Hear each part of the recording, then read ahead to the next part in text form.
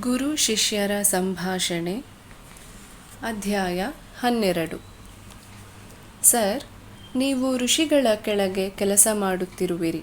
ನಿಮ್ಮಂತೆಯೇ ಕೆಲಸ ಮಾಡುವವರು ಇನ್ನೂ ಇದ್ದಾರೆಯೇ? ಹೌದು, ಇಡೀ ಜಗತ್ತಿನಲ್ಲಿ 1,44,000 ಕಾರ್ಯಕರ್ತರಿದ್ದಾರೆ.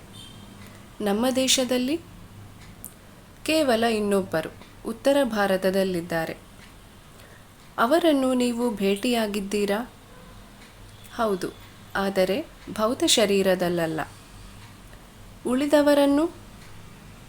ಹಲವರನ್ನು ನೋಡಿ. ಎಲ್ಲ ಕಾರ್ಯಕರ್ತರು ಕಾರ್ಯನಿಮಿತ್ತವಾಗಿ ಪ್ರತಿ ರಾತ್ರಿ ಪ್ರಧಾನ ಕೇಂದ್ರದಲ್ಲಿ ಸೇರುತ್ತೇವೆ. ಅಲ್ಲಿ ಪರಸ್ಪರರನ್ನು ಭೇಟಿಯಾಗುತ್ತೇವೆ. ಪ್ರಧಾನ ಕೇಂದ್ರವೆಲ್ಲಿದೆ?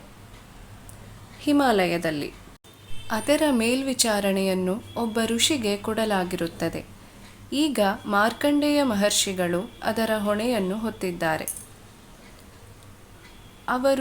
ಅವರೇನೇ? ಹೌದು, ಅವರೇ. ಪುರಾಣಗಳಲ್ಲಿ ಬರುವವರೇ. ಅವರು ಚಿರಂಜೀವಿ. ನಾವು ಅವರನ್ನು ಭೇಟಿಯಾಗಬಹುದೇ? ಹೌದು. ಶಾರೀರಿಕವಾಗಿ? ಹೌದು. ಹೇಗೆ?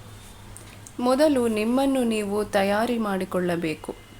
ಸ್ವಾರ್ಥವನ್ನು ಹೊರಹಾಕಿ ಪರಿಶುದ್ಧರಾಗಿ. ಇದೆಲ್ಲವೂ ಅಗತ್ಯವೇ?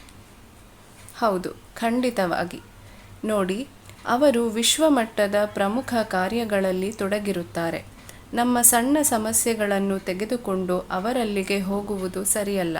ಆಧ್ಯಾತ್ಮಿಕ ಸಮಸ್ಯೆಗಳಿದ್ದರೆ, ಜೀವನದ ಬಗ್ಗೆ ಮುಖ್ಯವಾದ ಪ್ರಶ್ನೆಗಳಿದ್ದರೆ ಅವರಲ್ಲಿಗೆ ಹೋಗಬಹುದು.